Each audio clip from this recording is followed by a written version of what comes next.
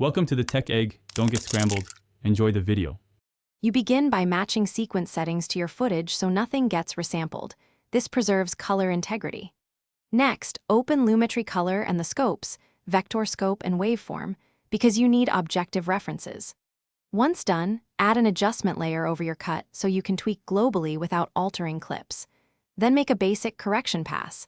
Adjust white balance, exposure, and contrast to get neutral skin and unclipped highlights. Use the waveform to place blacks and whites correctly.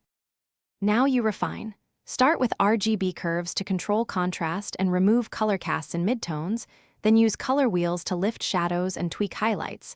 This sculpts depth and mood.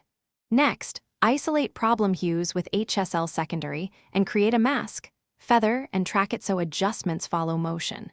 Make selective saturation or luminance changes only where needed. Throughout, monitor the scopes to avoid clipping and to keep skin tones on the safe line. To finish, use subtle sharpening and noise reduction on an adjustment layer and apply a LUT only if it complements your grade. Then reduce LUT intensity to avoid clipping. Render at full resolution for a final check and export with the correct color profile and a suitable bitrate for your destination.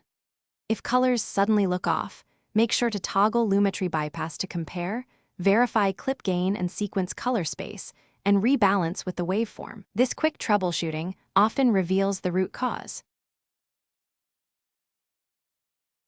Thanks for watching. Consider subscribing if I helped unscramble your problems.